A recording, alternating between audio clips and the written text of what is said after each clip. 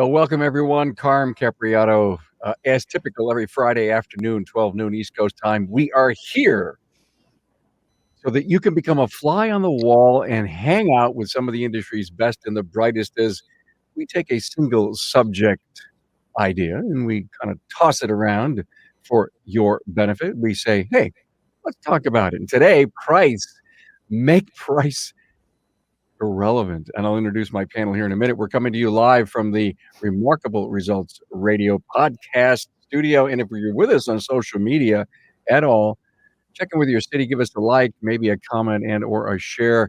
We're being broadcast live on Facebook, Instagram, LinkedIn, Twitter, and YouTube. Can you imagine that? And we'll hang out with a few people today, I'm sure. And of course, the purpose that we do this is we repurpose it as of course, a video and a podcast. You'll see this podcast come out next Thursday. So during and watching on your favorite listening app, you'll be able to catch that next Thursday. We do it, as I say, every Friday at 12 o'clock noon.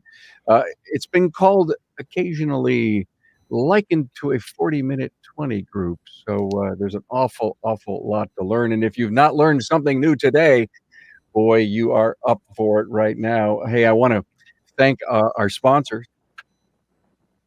that bring you this show. Now, do you remember the 1990s, everyone? Well, your shop management system does, I bet you. Printing paper, shuffling clipboards, leaving voicemails. Grab a paper clip while you're at it. Pull some trouble codes. Hey, the check engine light's flashing and your profits are running lean. Get on the web. Get a demo at getshopware.com. Hey, if you're tired of your cookie cutter website, is it bringing you some new clients at all? Let our friends out over at Shop Marketing Pros create a website that is as unique as your shop on the web at shopmarketingpros.com. Hey, team.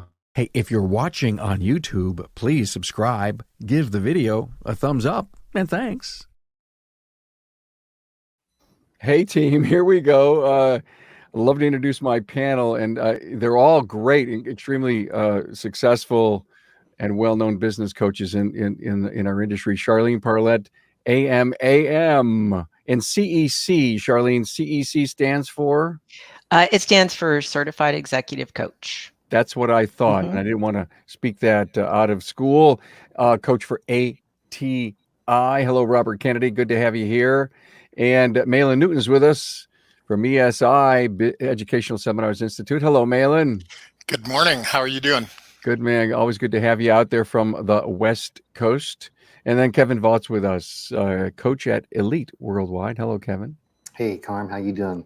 I'm good, my friend. Thanks for taking some time out of your busy schedule. Apparently, the Eagles course is going on is it virtual this year? Joe and I, this is the last one, thank goodness. I think there's a thing called Zoom fatigue, and we're reaching it.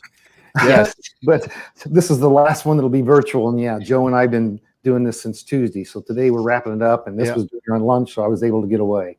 It seems to me that even though there's so much work in getting live and packing and traveling and, the exhaustion that travel is, it doesn't seem to have, it has a different kind of burnout than Zoom. It does. I mean, I get done with these 4 days, and I'm just as wore out as I was when we were doing them live, for sure. Yeah. I know. And you know what, guys, we did an episode a while back on Zoom burnout, and it was a phenomenal episode. We learned so much. Well, look, we're here to talk about making price irrelevant, like it doesn't even exist. And Kevin, I know you are extremely passionate about this, and I know you want to really hit the topic about developing a great customer experience. I want you to start. Yeah, I am passionate about this. To me, this is the differentiator. It's all about the customer experience these days, in my opinion, especially if you want to make price irrelevant. Studies have shown that the consumer is more than willing to pay 20-25% more. Some studies as high as 30% more, as long as the customer experience meets the criteria to warrant that kind of price. So I'm adamant about this, and customer experience is different than customer service. I think that you saw my show notes. Customer service, you call and book a hotel and a car, and the person on the phone's nice and takes care of everything. That's great customer service. The next day, if the tickets come and you're upgraded to first class and there's champagne waiting for you when you get the hotel room, and that's the customer experience. Yeah, again, okay, guys, I want to stop you for a minute because I don't want to let that go away. So if I get an upgrade from a room in an airlines, for an example, they say, Mr. Capriotto, we're going to put you up there in first class or business class or whatever. And you say, well, why? Why me? And then you enjoy that experience and you won't forget that. In fact, I think you tell about 30 people, about that.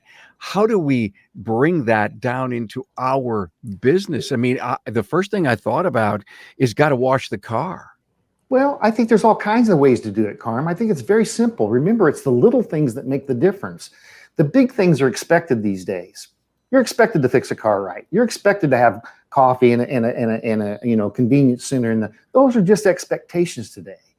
What are the little things that you're doing above and beyond? And I'm going to tell you something. The most important thing that anyone can do, and I know this sounds so minor, but use their first name. That's the most important thing to a customer of anything that you can do. But there's all kinds of little things. I have clients that they have water bottles made up with their logo on them. Every time they deliver a car or bring the car to the front door for a customer, it's got a bottle of water with their logo in there. Those are the little things. There's an acronym for it. I didn't come up with this, but there's an acronym called GLUE. It's giving little unexpected extras. That's the secret. That's what makes the customer experience. Think about this, Kevin. Think about this. How about just smiling when they walk through the door? Oh, well, yeah, again, you're right, Malin. And unfortunately that we even have to say that. You're exactly correct. It's unfortunate you even have to say that. But it's true, because if you've been in a shop, you know that they look at people, the customer that they've spent, thousands of dollars sometimes to get into the door, and then they're grumpy because they're interrupting them. And that's management's fault. That's our fault as management, because we have not put the policies and procedures in place and the expectations in place to prevent that, right? I mean, it's got to be, and that's another thing with the customer experience, Carmen, in my opinion, it's got to be a team-wide. It can't be one person. It can't be just the owner of the business. Obviously, things flow down from the top, but it's got to be a team effort. It's got to be every single person in the organization has to put the customer first. It has to be the customer experience. And so, Charlene, I want to tell you that what I'm thinking about here is that if you don't have the right leadership / business culture, you're not going to give good customer experiences. Oh, absolutely. And one of the problems, which is also an advantage, is in most businesses, retail, any service business, how many people have ever have recently tried to get a contractor of any sort out to their house? The bar is so low with what customers expect today. You really only have to put a small amount of effort forward to be above that bar. But if you are a fantastic leader and you're making it very clear to your team, your number one priority is to treat these customers like kings and queens, like they are the only person in the room. They are the most important person you're going to speak to today, and you treat them that way. And in turn, as the leader, you're treating your internal customers that way. That's number one first. That's first. Yes, absolutely. Yeah. My expectation is, yes, your customers will have a amazing experience, because again, the bar is so low.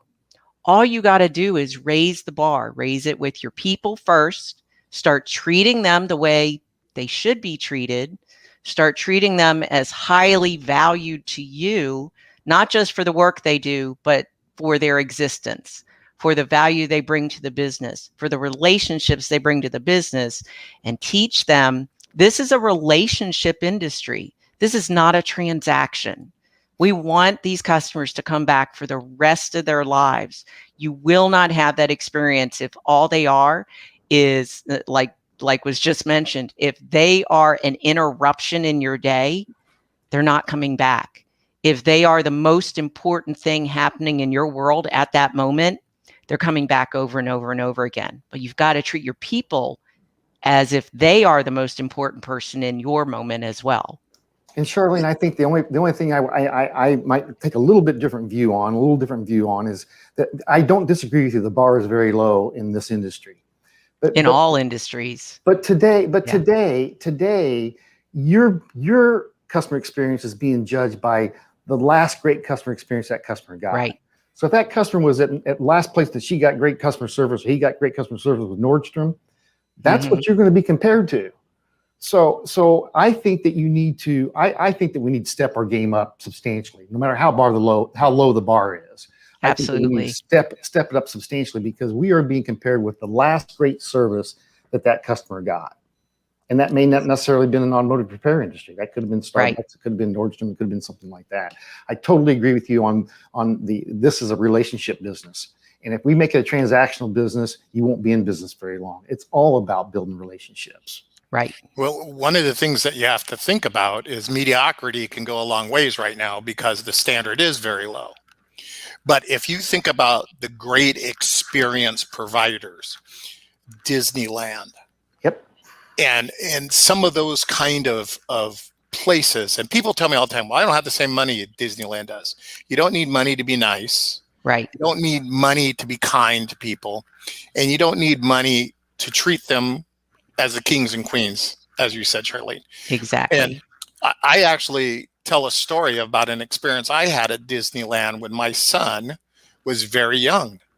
And it's so funny because Lucas Underwood, he tells this story far more than I do, but he left that class and he went back and told his entire staff about my experience at Disneyland and said, we are missing the mark on customer experience because we don't think about this the right way. Mm-hmm. And we need to stop doing what we think is a good experience and find out what our customers think is a good experience. Because I'll be honest with you, I have customers that didn't want their car washed. They didn't want us to do that. That's something they enjoy doing or they were very particular about. We're afraid to ask our customers, what makes this a good experience for you? Because we, in our industry, we're thinking fixing the car is a good experience. That's the duh. They expect us to fix the car. They expect us to use good parts. But when you remember their name, I'll tell you a quick story. I walked into a shop that I used to manage. I managed it for 11 years.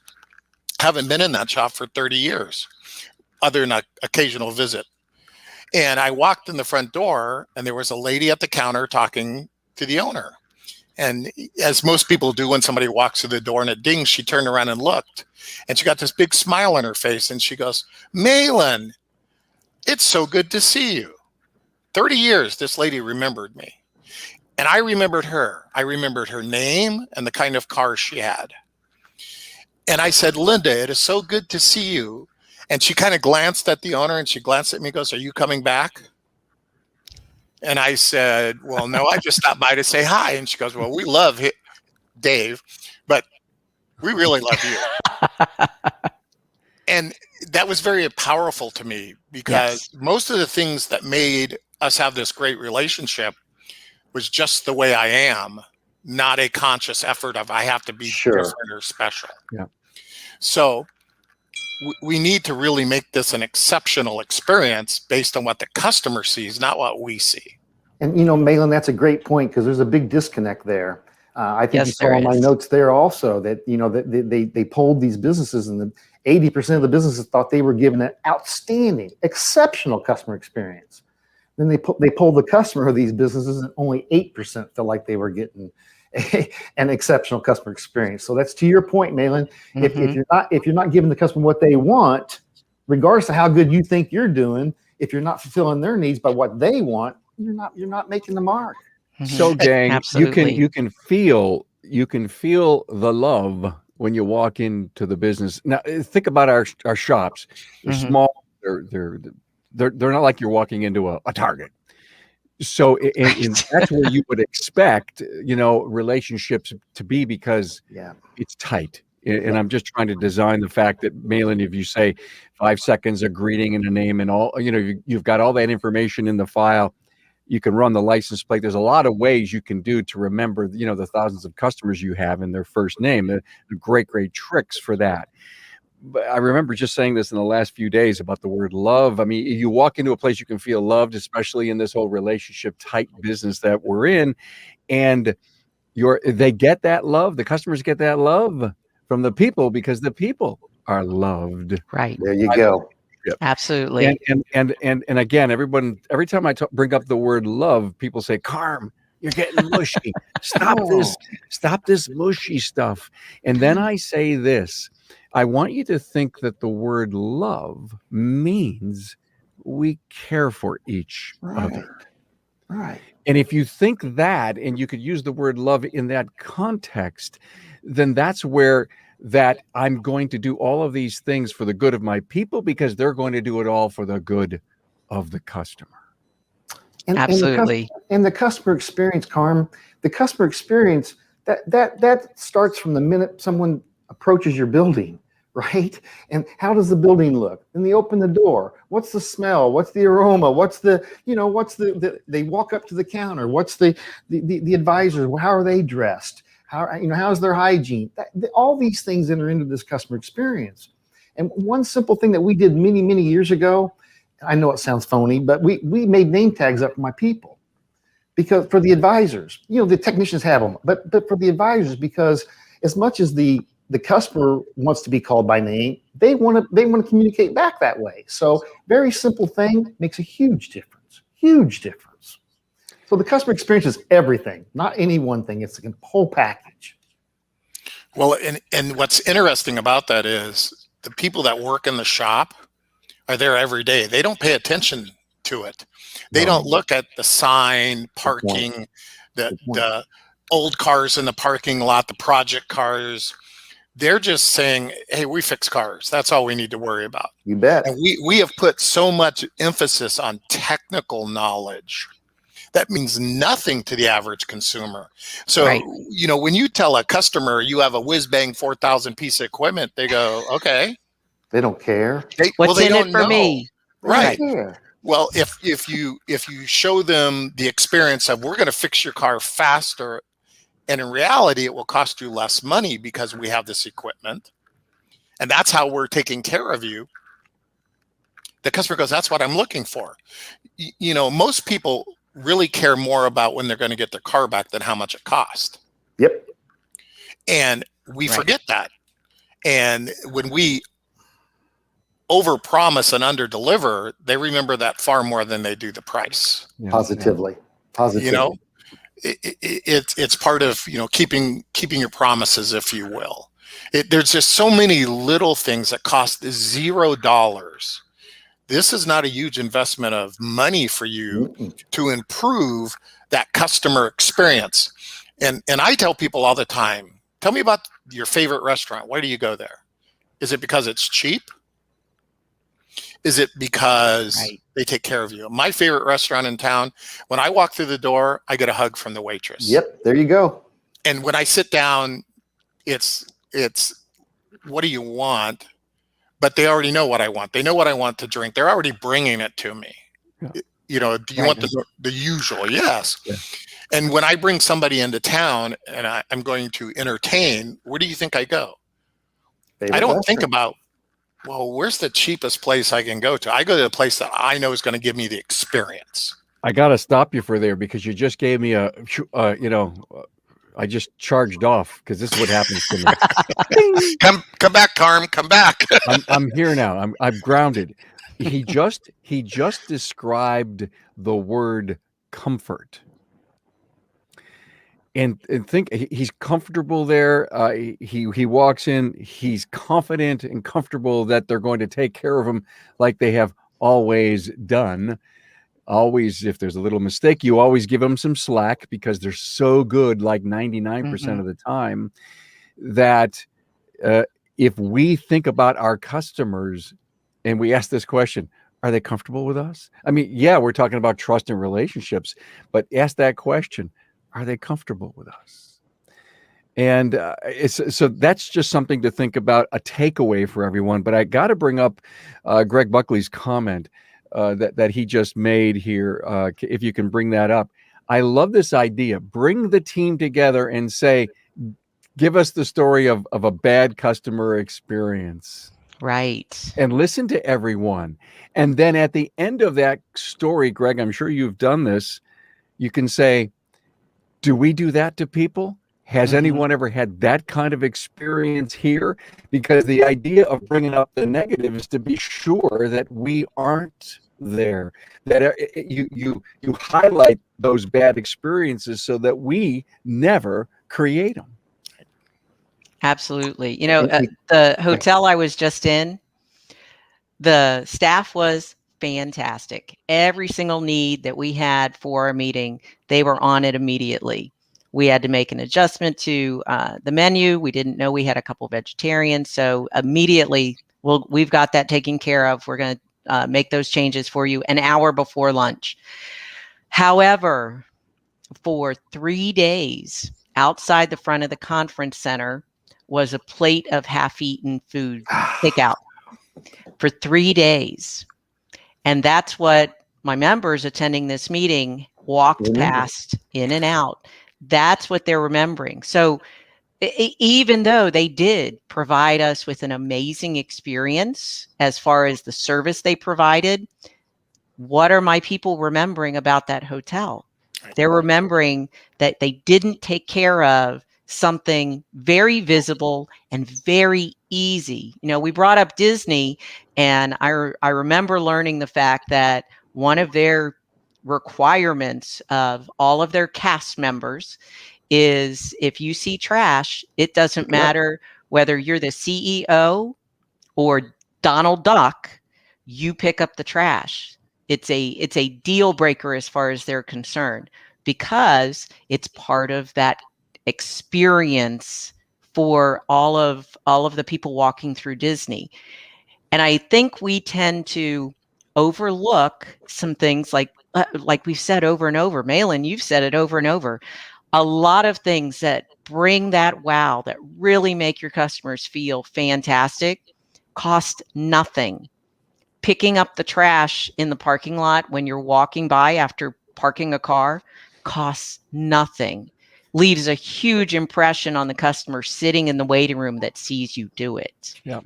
The reason it doesn't get done, real quick, Carmen, the reason it doesn't get done is because they don't have expectations. They don't have a procedure for that. Yeah. As you said, Disney has a procedure. If anyone sees trash, pick it up. I mean, that's the expectation. It's a procedure. It's a policy. Right. Yeah, we got to do the same thing. And your procedures don't have to be overwhelming, 50-page, a guide on how to pick up garbage. But you're right, and it goes along. It connects to the culture. Hey, let's stop for 1 minute. Come back with segment B here. Hey, ring, ring! It's the 2020s calling, and they're telling you it's time for an upgrade. Head on over to the internet and type in getshopware.com. These friendly folk are excited to meet you and share all that cloud-based shop management has to offer. Hey, does your social media truly represent your shop, or is it just plain vanilla generic postings? Well, it doesn't have to be that way.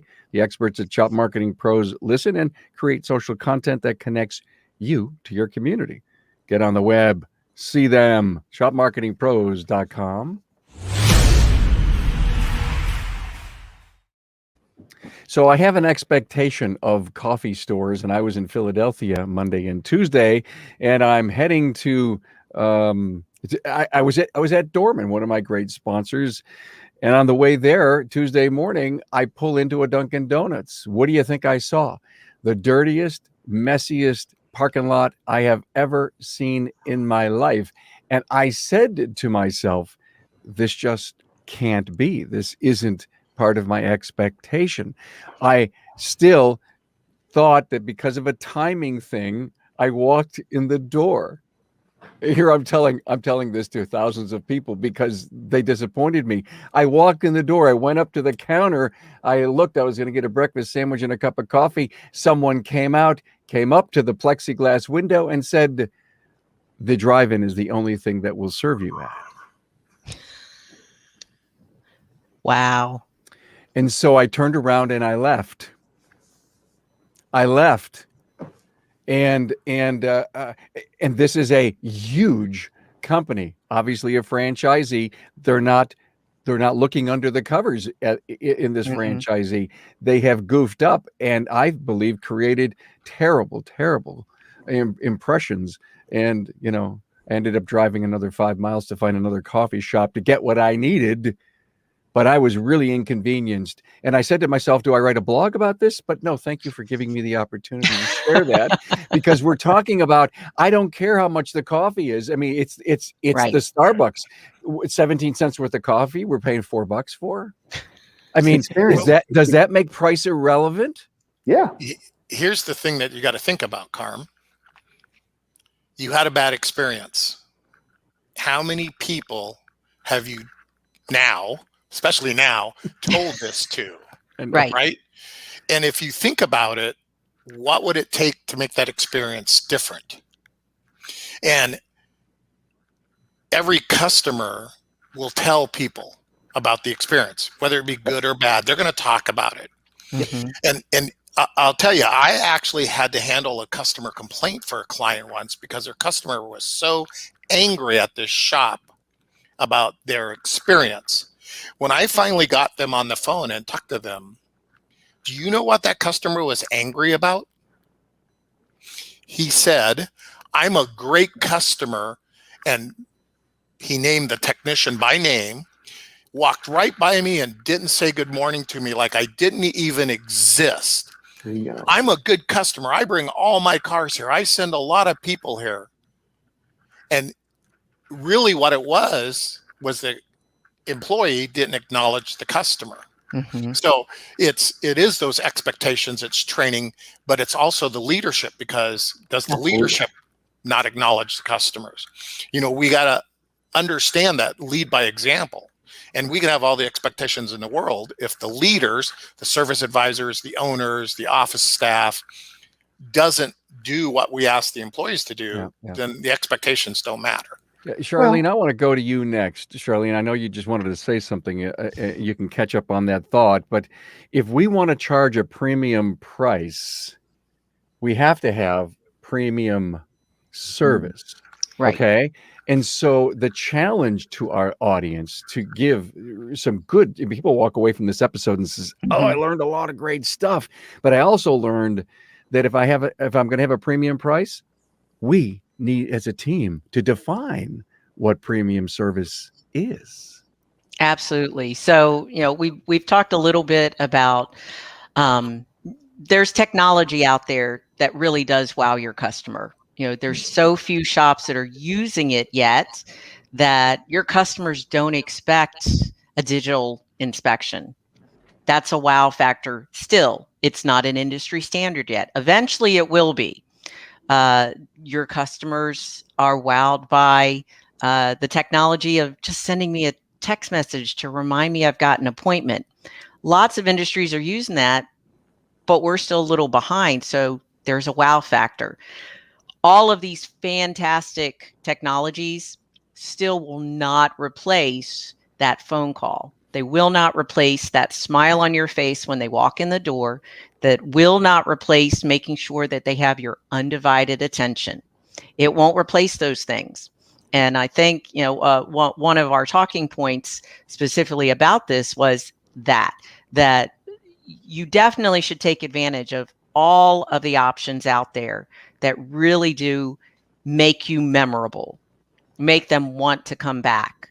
But never, ever, ever think that exceptional service means I do DVIs.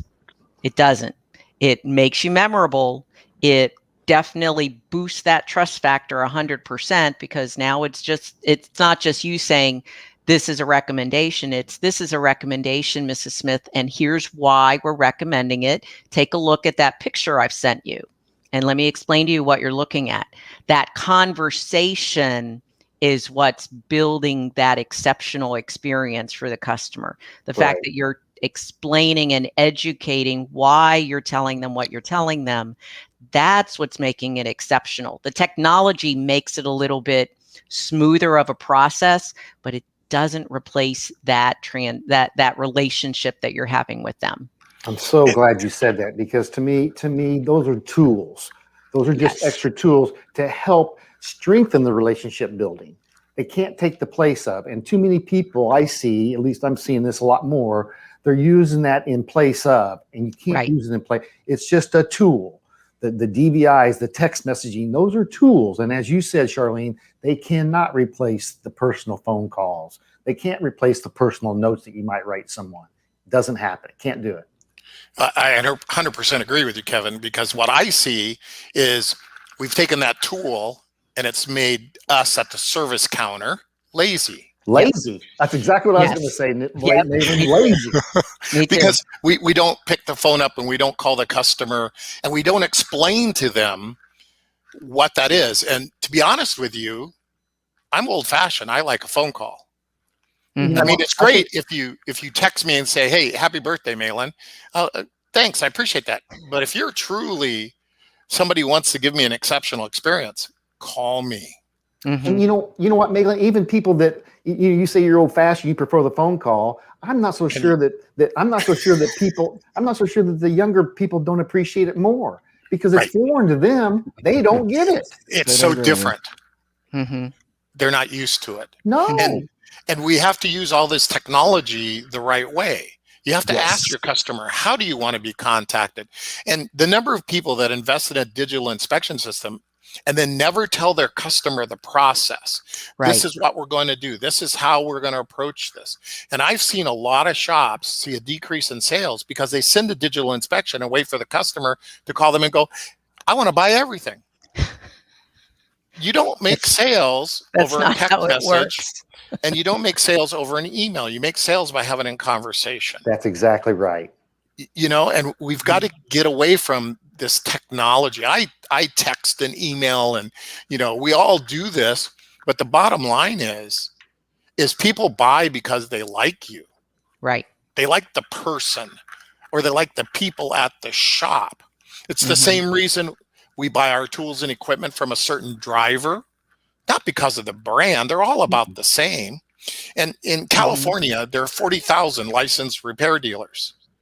So you really got to decide what makes you different than 39,999 others. And it's not that you fix cars, and it's not Right. that you use a certain brand of part. It's because you take better care of the customer. Well, that's Exactly. spot on. That is spot on. Spot Mhm. on. Okay, let's drive or drill down a little further on the comment I made earlier, Charlene. We were talking about Mhm. premium. What is if we get a premium price? What is premium service? While you guys were having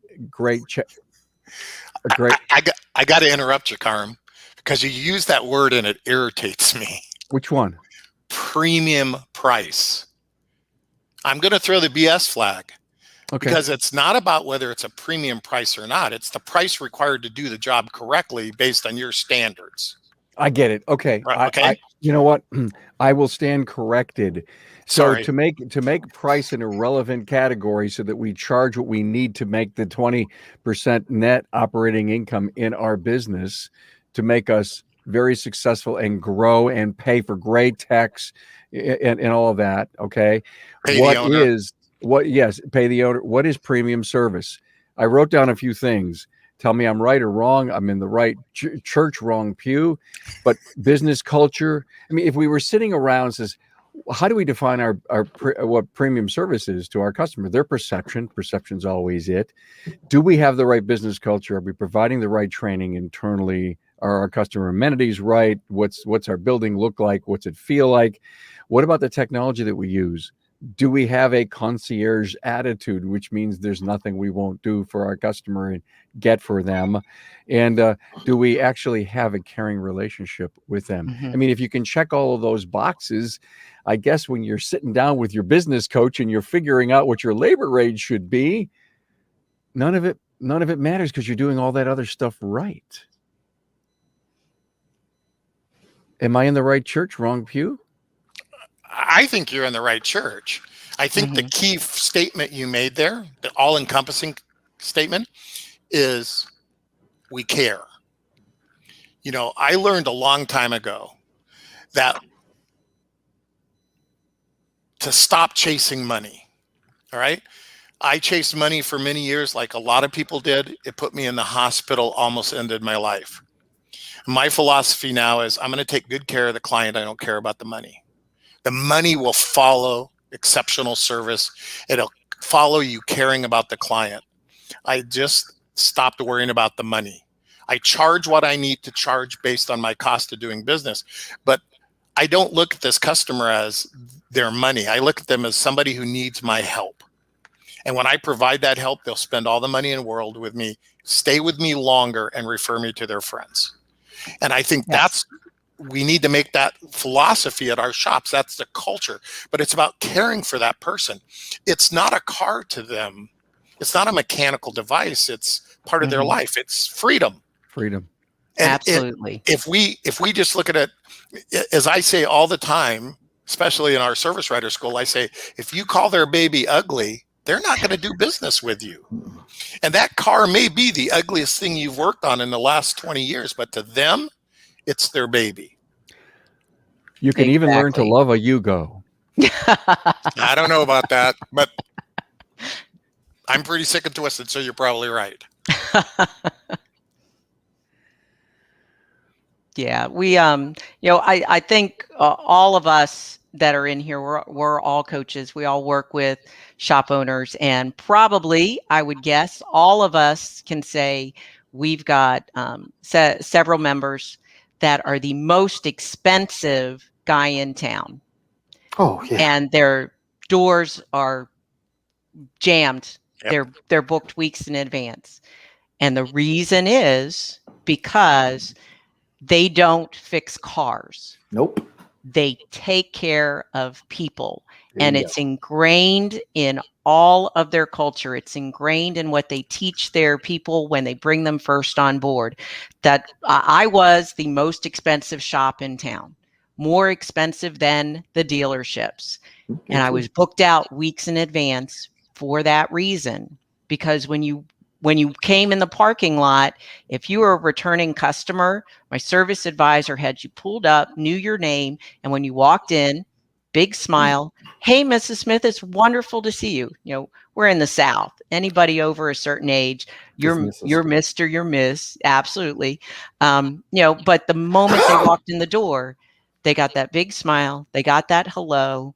They made sure that they knew, hey, there's a cup of coffee waiting for you over there. Charlene brought cookies in today because I was a big baker. All those little things were the reason they were going to come back, and they were going to come back, and they were going to come back. And I was a small town, which I think most of our owners are.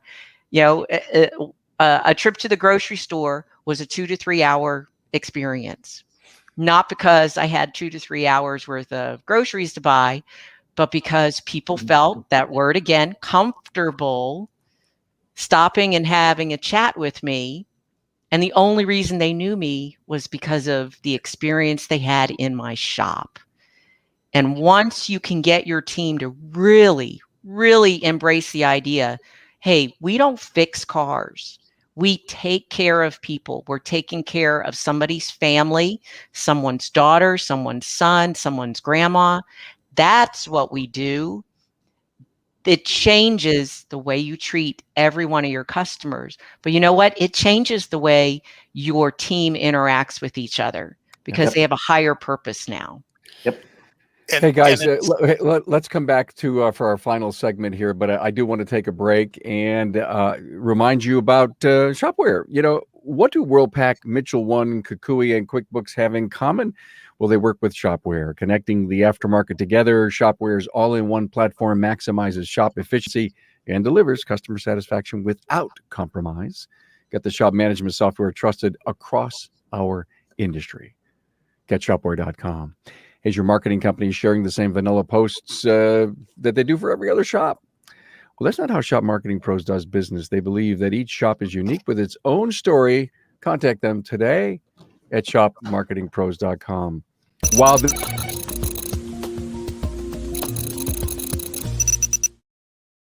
I always forget I have that little segment to go, and I always jump ahead. Oh my God.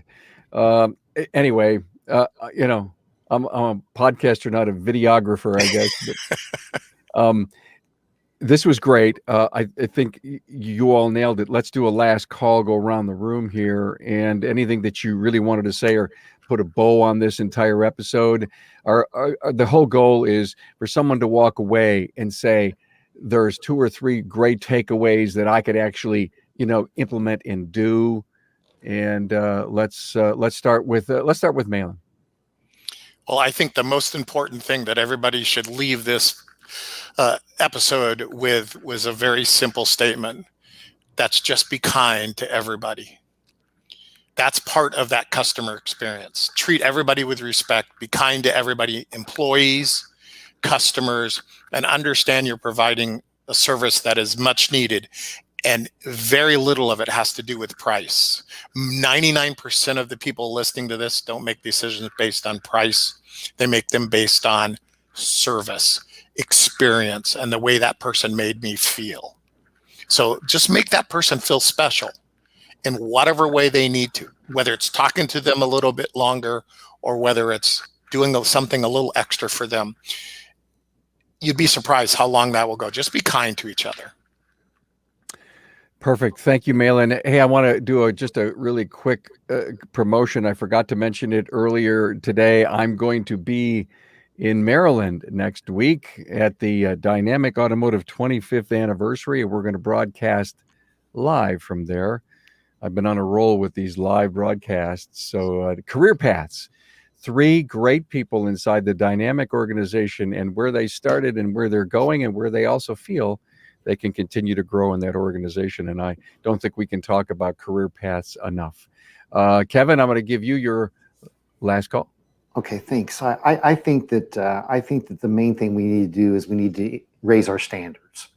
I think that too often that we don't have high enough standards. We need to raise our standards, and we need to do exactly what Malin's saying. But I think we can't expect that unless we make sure that we communicate those expectations to our people.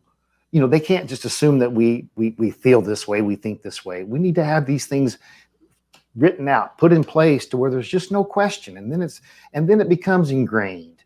But at first, you just got to manage the heck out of it. It doesn't happen overnight. It doesn't, the culture, because it really is a culture change, a culture shift. It doesn't change overnight. But I think that you just have to, I love what Malin said, be kind to everyone. Obviously, that's a secret, but I don't think we can just leave that to, well, we're all going to try to do better. I think you have a plan. I think you have a plan for everything, right? I think there needs to be a plan. How are we going to provide this better level of service? Not just we're all going to try to do a better job. That's nice. And everyone's intentions are well. I just believe that there got to be a plan behind it. There's got to be something behind it to make it stick. Yeah. So here's another great piece of advice. If you're listening to this and you're a shop owner, and you say, oh, God, this is great. We're going to watch this over on YouTube, or we'll listen to the podcast next week. And you go to your people, go listen to that thing, and let's do that. Mm-hmm. It's never going to work. Nope. Right.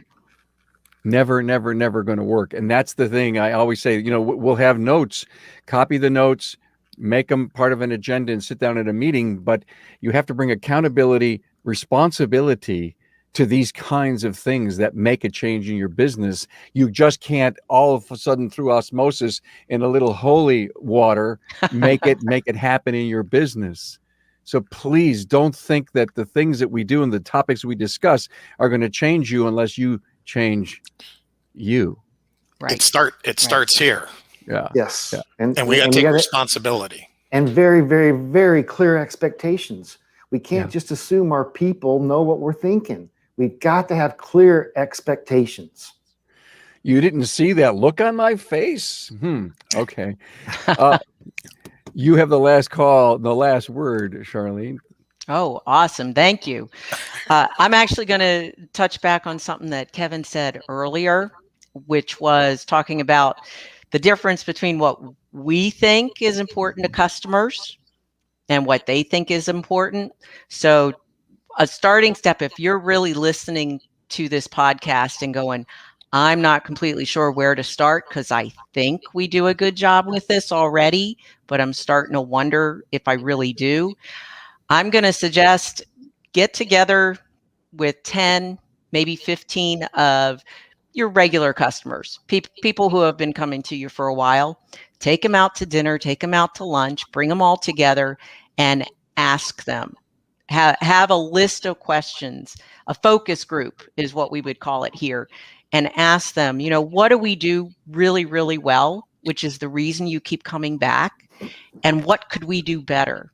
Is there some place that you've had a fantastic experience that we could implement something that you've experienced somewhere else into what we do here at our shop?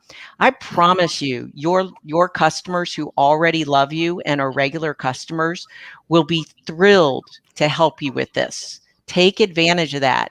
When I did a survey early on in my shop, I was shocked. The things I expected everyone to say, yes, this is very important, were at the bottom of the list.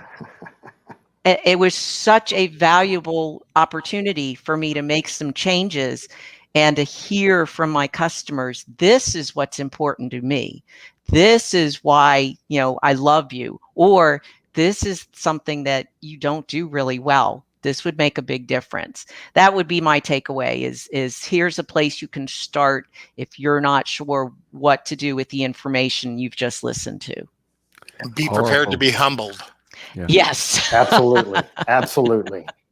Leave your feelings at home. Yes. Very powerful advice. I can't thank you all enough. Charlene Parlett, AMAM and CEC certified executive coach at ATI, Malin Newton from ESI, the Educational Seminars Institute, and Kevin Vaught, coach at Elite Worldwide. This was great. Thank you. I think we hopefully will make a difference in someone's lives. Have a great weekend, everyone. Thanks, Carm. Thanks, Carm. Thank you both, Kevin and Charlene. Yeah, nice meeting you both.